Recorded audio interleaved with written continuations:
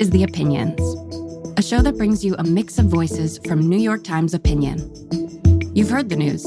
Here's what to make of it.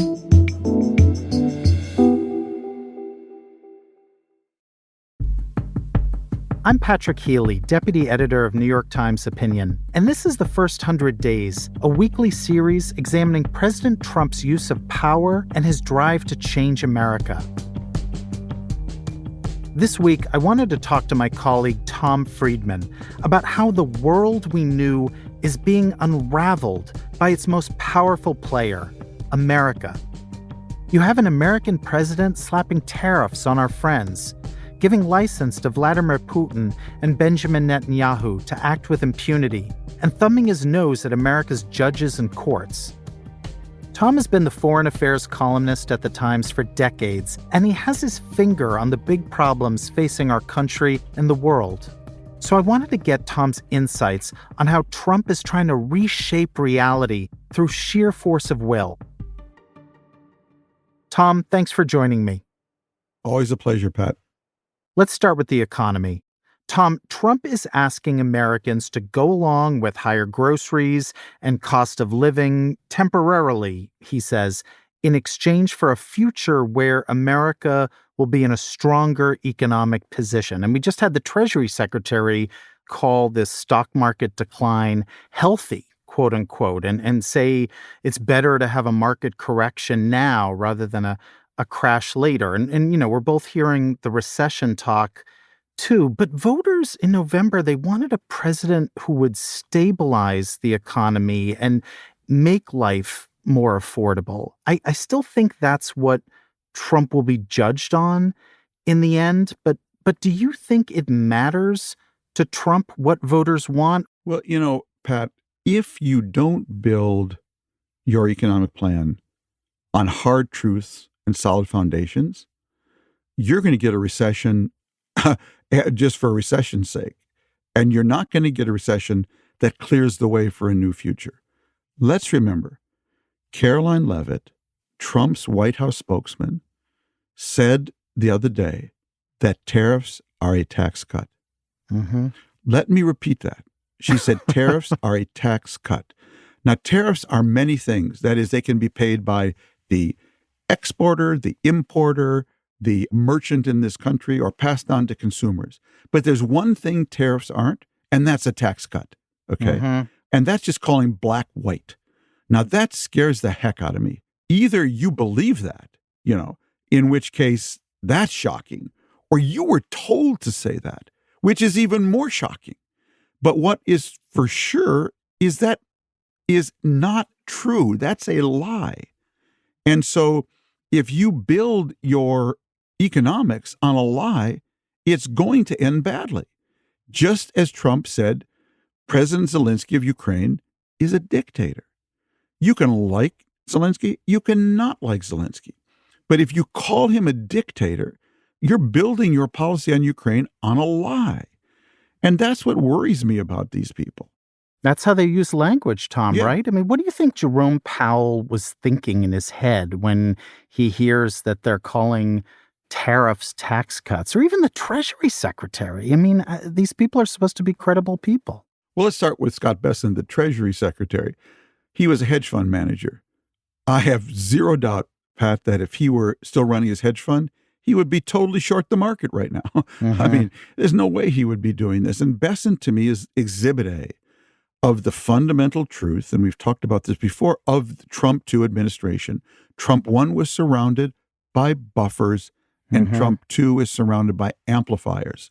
There is simply no buffer anymore between what Trump hears at the Mar-a-Lago bar and becomes Treasury policy days later or foreign policy days later.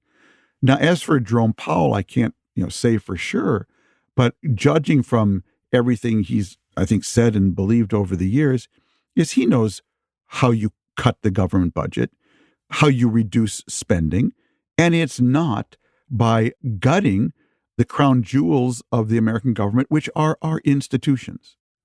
And Tom, China is watching all of this, and Trump, pretends at least to say that he cares a great deal about competition with China, Americans' position against China.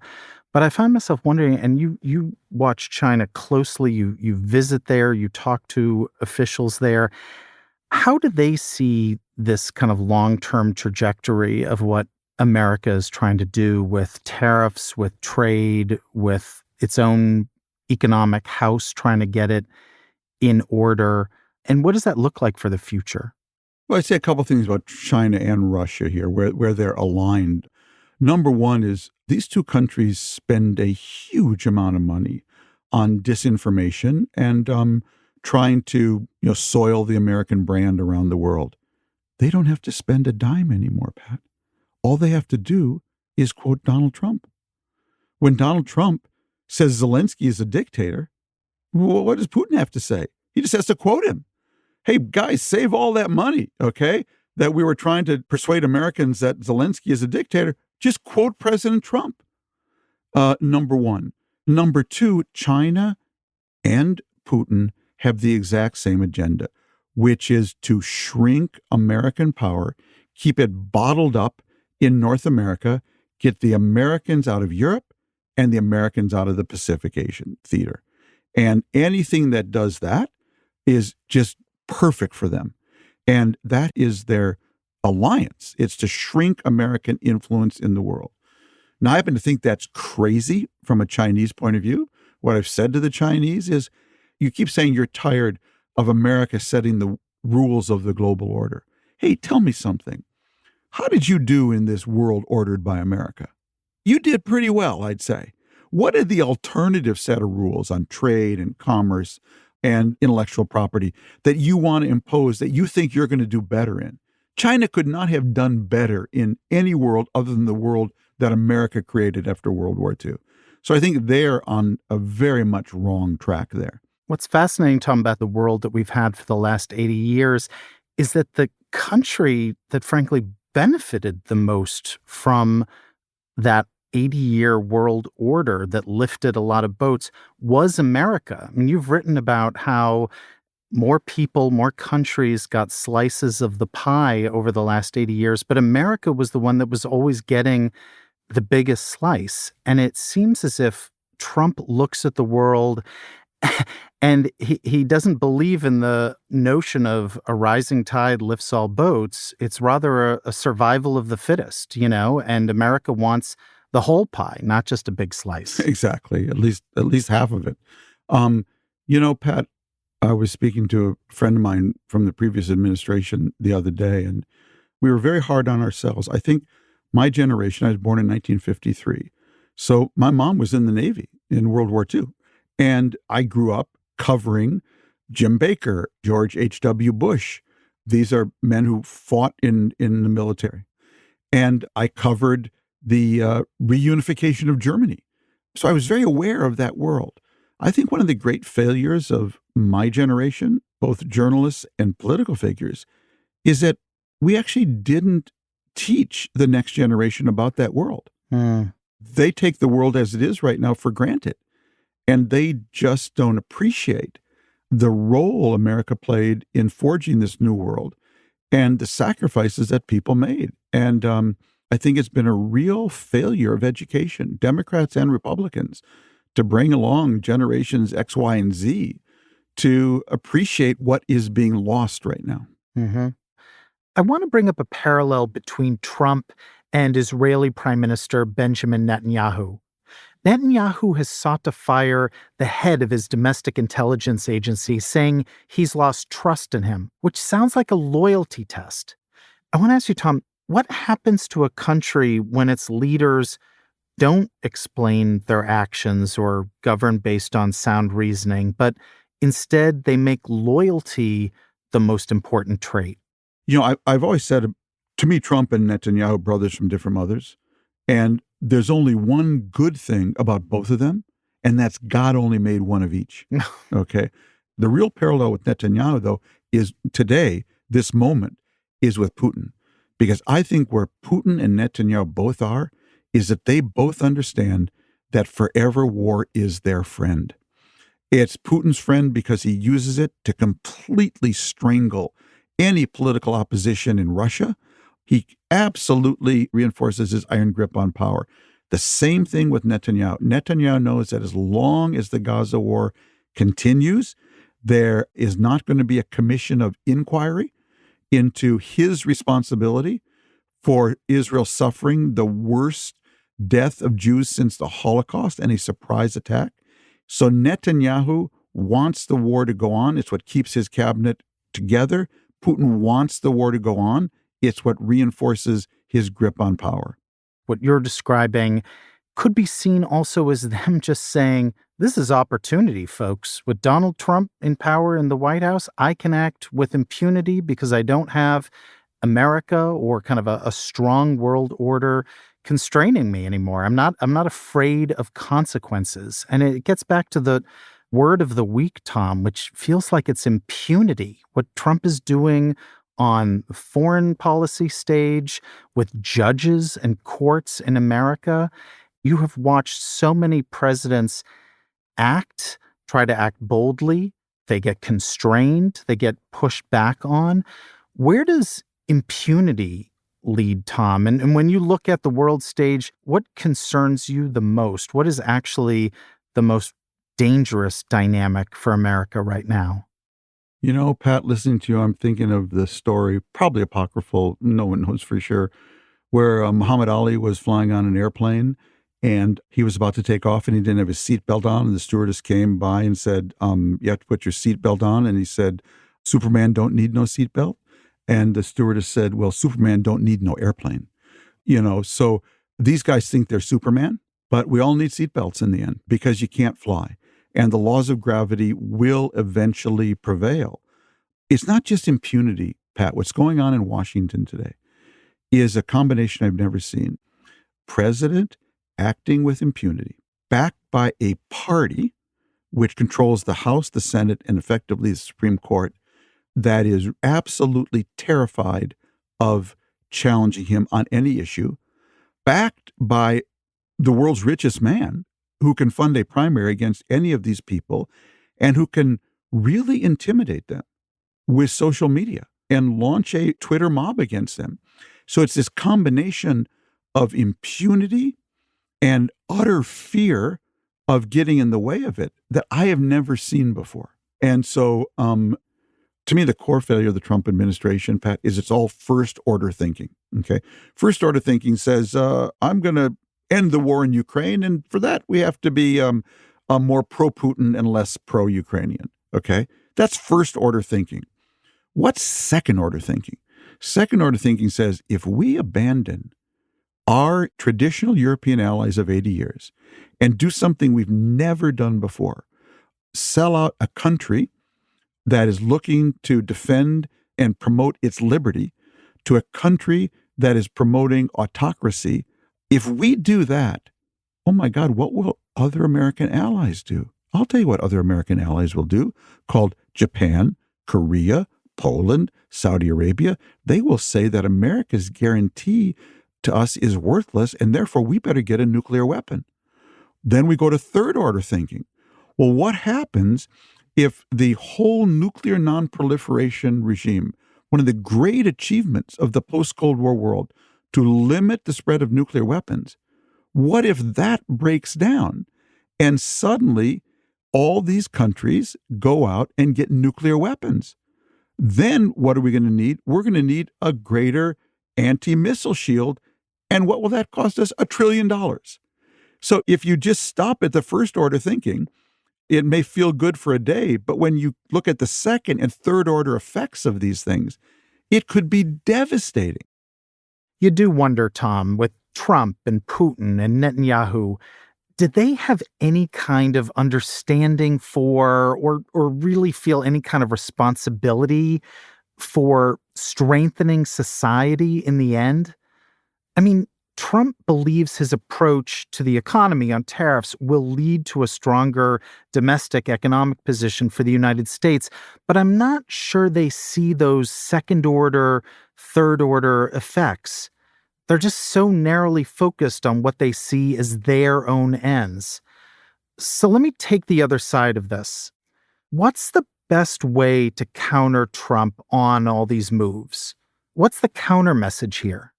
Well, what would a democratic foreign policy sound like? Here's to me what it would sound like. First of all, what world are we living in? Everything today that is complex is made in an ecosystem, whether it's an iPhone or an electric car or an mRNA vaccine. So that's the world we're living in. Well, if we're living in an ecosystem world, what do we, America, want? We want to be in touch with more ecosystems, and we want to make sure that the highest value end of those ecosystem products are designed in America. Now, let's connect that then with hardcore foreign policy. What then should be American foreign policy? Well, let's go back to what was going on in the world on October 6, 2023, the day before Hamas launched its attack on Israel. On that day, Ukraine was trying to join the Western ecosystem, the European Union, and Israel was actually trying to join the Eastern ecosystem with Saudi Arabia, which would then anchor a kind of Middle Eastern European Union. Russia stopped the first, and Iran and Hamas stopped the second. Therefore, what should our foreign policy be? It should be to say to Netanyahu, you are not acting in our interest, because our interest is a Saudi-Israel entente, and that requires an Israeli-Palestinian entente. You are not acting in our interest. And it's to say to Putin, if you want this war to end, then why don't you stop it? Because you started it. And in order to drive that point through your fucking head, we are going to triple down on our aid on Ukraine and make sure they have all the cards. That's, to me, where Democrats should be. You can't just say we're for this and we're for that. You've got to persuade voters that you have a take on the world, and this is how America fits in, and this is how they fit in, and this is how it benefits them. Tom, I'm thinking about something you wrote in a recent column. You quoted that famous line from President Kennedy's 1961 speech, ask not what your country can do for you, ask what you can do for your country. And you put a twist on it, saying that under Trump's leadership, it's ask not what your country can do for you, but what you can do for President Trump. That is the story that he is telling, that he is conveying. And we're just heading into this future that's based on no blueprint from the past. And it's one that seems deeply self-centered. If you were to ask me, Pat, what's the biggest thing that surprised you about what Trump has done? It's the complete absence of any desire to pull the country together and the complete desire to drive a completely partisan agenda. And I'll give you a simple example. It's the board of the Kennedy Center, this wonderful Center for Performing Arts in Washington, D.C., that was always bipartisan, always had Democrats and Republicans. And he came in, fired all the Democrats on the board, and put his own people there. It's that going to that next stage of where we never went before, of complete rule or die politics. You know, when I'm in power, we get everything. It's our time to eat, and you get nothing. And I think what Trump, of the many things he doesn't understand, is that I think, and this is what Democrats, I think, should be playing to, the most underappreciated political attitude in America today is actually the quest for unity. People want leaders who will pull us together, not pull us apart.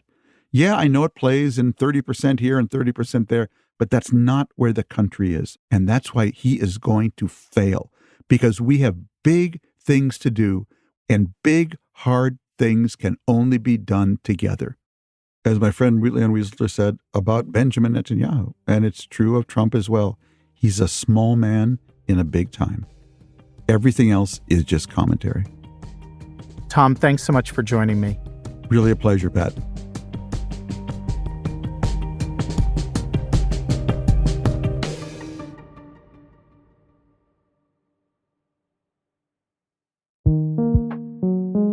If you like this show, follow it on Spotify, Apple, or wherever you get your podcasts. This show is produced by Derek Arthur, Sophia Alvarez-Boyd, Vishaka Durba, Phoebe Lett, Christina Samuelewski, and Jillian Weinberger. It's edited by Kari Pitkin, Allison Bruzek, and Annie Rose Strasser. Engineering, mixing, and original music by Isaac Jones, Sonia Herrero, Pat McCusker, Carol Saburo, and Afim Shapiro. Additional music by Amin Sahota. The fact-check team is Kate Sinclair, Mary Marge Locker, and Michelle Harris. Audience strategy by Shannon Busta, Christina Samuelewski, and Adrian Rivera. The executive producer of Times Opinion Audio is Annie Rose Dresser.